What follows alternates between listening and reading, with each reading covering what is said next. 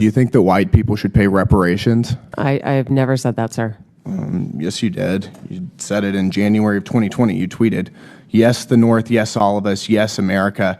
Yes, our original collective sin and unpaid debt. Yes, reparations. Yes, on this day." I don't believe that was a reference to fiscal reparations, sir. What kind of reparations was it a reference to? I think it was just a reference to the idea that we all owe much to the people who came before us. That's a bizarre way to frame what you tweeted. This is an extremely dangerous human being. That is Katherine Maher, the CEO of NPR, National Public Radio, which our tax dollars have been funding. We're talking millions and millions of dollars. Could even be, I don't even think we know the exact amount. But PBS and NPR had to go before the select committee to essentially, they were begging for funding. Why their hate is being paid for on our dime, to quote Marjorie Taylor Greene, makes no sense to me. But she is a huge, calculating, dangerous, maniacal, sociopathic LAD, lioness, degenerate. To quote Malcolm X, the greatest threat to blacks is not the government, it's not the police, it's white liberals. And she is the very personification of that. Listen to what she said about the president. Let me ask you, why did you call President Trump a fascist and a deranged racist sociopath in 2020? Congressman, I appreciate the opportunity to address this. I regret those tweets. I would not tweet them again today. They represented a time where I was reflecting on something that I believe that the president had said rather than who he is. I don't presume that anyone is a racist. You don't believe anyone is a racist? I don't start by presuming anyone is a racist. This is one of the coldest human beings you were ever come across.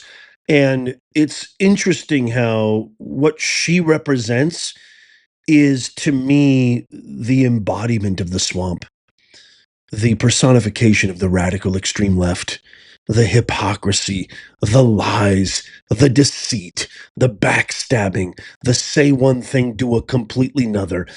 They care about climate change. As soon as Elon Musk helps cut funding, what do? They throw climate change out the window and they attack Tesla. How dare you? How dare you buy an electric vehicle from that Nazi, that fascist?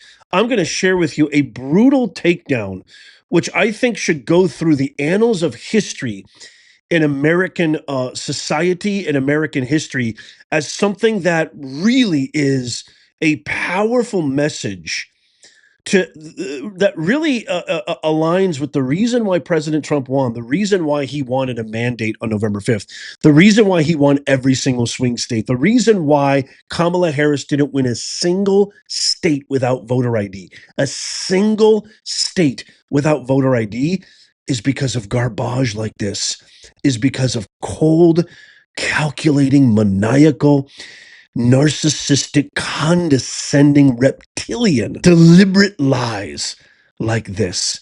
Watch as Representative Brandon Gill basically exhibits a masterclass exposing Katherine Maher, the CEO of NPR, who, by the way, hid the Hunter Biden laptop story, perpetuated Russian hoax by having Pencil Dick Schiff on her show multiple times, and also having a board where there's not one single person on the entire board. It's 087 that is a registered Republican. They're all radical Democrats. Watch this. It's interesting because a lot of your thinking, as expressed by your public statements, is deeply infused with economic and cultural Marxism.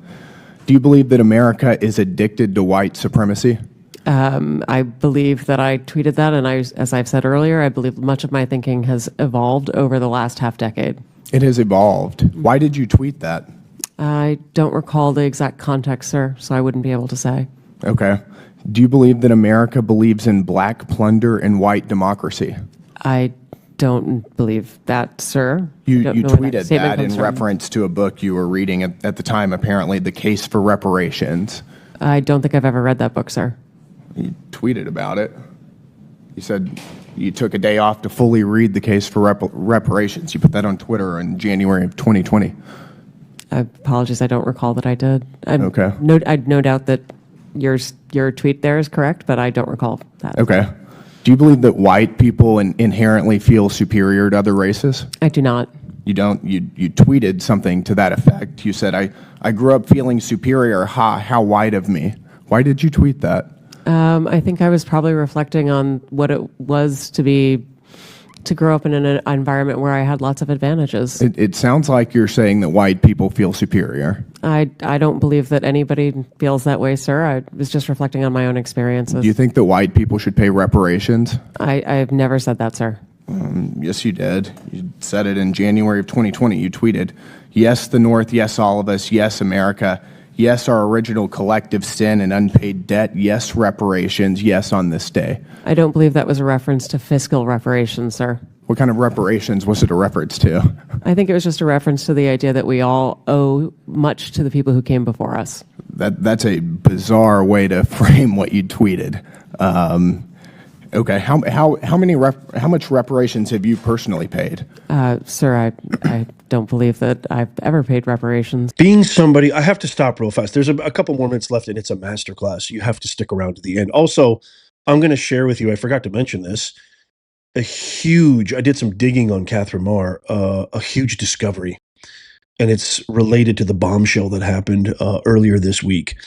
Being somebody who worked at the university, being somebody who, I don't just call myself professor for kicks and giggles. I actually worked in the public sector for a time. I still been running businesses my whole life, ever since I was 13. But I also, if you know my story, I worked as a professor, teaching media literacy, communications, Aristotle's principles of rhetoric, etc. Anyway, this attitude, this smugness, this narcissism, this lack of remorse, lack of humanity, lack of feel, it's so predominant in the circles of academia. And that's exactly where Obama comes from. And I've said it before, and I'll say it again. I think the beginning of the demise of this beautiful country of ours, thank God it's in the right hands right now. But if you've ever had that feeling that, man, things just, I hearken. I've never had nostalgia before. I'm a big believer in always looking forward. But I've had these hearkenings of like, gosh, I remember when we didn't even look at each other this way. We talked to each other. We hung out with our neighbors, whether we disagreed with them or not. We still had mutual respect. There wasn't this kind of animus and this kind of, hate and vitriol and just palpable distaste and displeasure around each other. And I truly believe that the woke contagion is the spawn of all this, and Obama is the one who planted the first seed. This is the exact type of human being that these institutions that I call indoctrination camps produce. This kind of human being right now. She is so cold, deliberate. She's lying through her teeth when finally putting her feet to the fire and saying, so you believe this, why don't you stand up for it? Why don't you explain it? Why don't you rationalize it? They cower.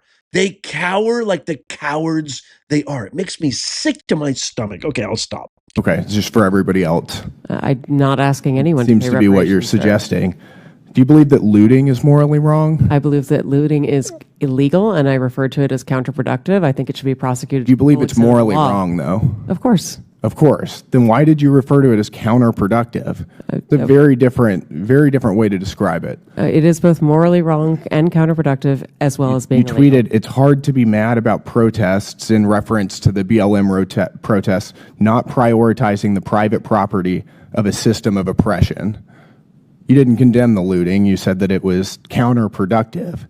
NPR also promoted a book called In Defense of Looting. Do you think that that's an appropriate use of taxpayer dollars? I'm unfamiliar with that book, sir, and I don't believe that was at my You time at tweeted NPR. that you read that book, but I don't believe that I did read that book, sir. do you think that a few years ago, NPR educated America about, quote, the whole community of genderqueer dinosaur enthusiasts? Do you think that that's an appropriate use of tax dollars? I was not at NPR at the time, sir. That's not the question, though. Do you think that that's an appropriate use of our tax dollars? I think our tax dollars that we use are to be able to provide a wide range of I'll take that as a yes. You do believe that that's appropriate. Your health advisor at NPR also stated in an interview that, quote, fear of fatness is more harmful than actual fat. Would you like to explain how fear of fatness is more harmful than actual fat? That's an editorial at NPR. I am not familiar with the editorial, and I don't believe that was published during my time here. It's called Diet Culture is Everywhere. Here's how to fight it. Do you think that that's an appropriate use of taxpayer dollars? I think any reporting on health is an appropriate use of taxpayer dollars, yes. And you think that editorializing that fat is not unhealthy is appropriate? I don't know what that article is, sir, and I'm not familiar with it, so I couldn't say. This is fake news. Do you think that basic accommodations like doorways or seat belts represent, quote, latent fat phobia? I don't have an opinion. It's also from NPR. Do you think civility is racist? No, sir. No. Well, your outlet ran an article entitled, quote, When Civility is Used as a Cudgel Against People of Color. That was on All Things Considered. Would you like to explain? I'm not on the editorial side, sir. I'm not familiar with that story. You talk about how NPR is news. This is editorialization, and I'll read it. For many people of color in the United States, civility isn't so much social lubricant as it is a vehicle for containing them, preventing social mobility, and preserving the status quo. This is garbage. I'll spend all of my time doing everything I can to ensure you guys never get another dollar of taxpayer funding. This is complete garbage. Thank you, Madam Chair.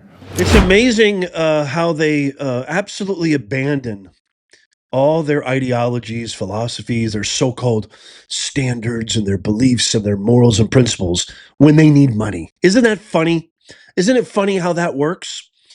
I don't know that much about this Brandon Gill guy, but I really am coming to like him. And I love the fact that he's a young man who has a great head on his shoulders. I'd love to get your thoughts on this in comments. President Trump responded to NPR and PBS getting funding from us, the taxpayer, to promote this, to quote Brandon Gill, garbage. Check this. President Trump posted saying NPR and PBS, two horrible and completely biased platforms, should be defunded by Congress immediately. Republicans, don't miss this opportunity to rid our country of this giant scam, both being arms of the radical left Democrat Party. Just say no and make America great again. So I also found this out. I did some digging, and guess who happens to be on the board of directors of the Signal chat platform? Aha! You see the highlighted name right there? Yeah, pseudo-intellectual, narcissistic, anti-American, anti-free speech, Katherine Maher. Oh, yes, and she actually did say that free speech is an impediment. Can you believe this? An impediment to regulating platforms, to regulating broadcast networks, et cetera, et cetera. The woman actually said she's against the First Amendment of the Constitution of America, the right to freedom of speech and free expression. This is the person we're giving our millions and billions of taxpayer dollars, or National Public Radio or Democratic shill. You decide. I would love to get your thoughts on everything that's happening here. We need to expose these people. If you love America, tap that thumbs up. Share this with everybody that you know. If I was a kid growing up and I saw Katherine Maher walking down the street, I'm telling you this right now, I would go on the other side of the street. That is a demonic reptile who lies with such cold, calculating precision. It's eerie. It sends chills up my spine. Never mind the fact that PBS also does a lot of woke garbage, but NPR and PBS should both go. That's my opinion. I believe President Trump finding out that information about her being a board member did put even more question marks all over this mess, but I can't wait to get your comments. So let me know what you think in the comments down below. Check out these videos coming up on the screen right here, just in case you missed them. Tap my face right there to subscribe and follow our free newsletters in the pinned comment down below. You can get one of these down there as well. And as always, may God bless you and may God bless the USA. I'll see you soon.